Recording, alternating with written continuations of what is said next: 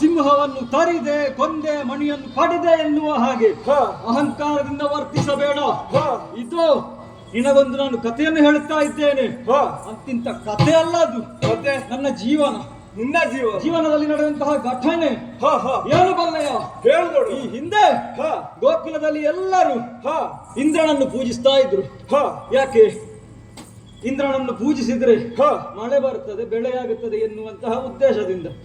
ಆದರೆ ನಾನು ಒಂದು ಮಾತು ಹೇಳಿದೆ, ನಮಗೆ ಮಳೆ ಕೊಡುವುದು ಇಂದ್ರನಾದರೂ ಆ ಬೆಟ್ಟ ತಡೆಯುವುದರಿಂದ ಮಾತ್ರವಾಗಿ ಮಳೆ ನಮಗೆ ಸಿಗುತ್ತದೆ.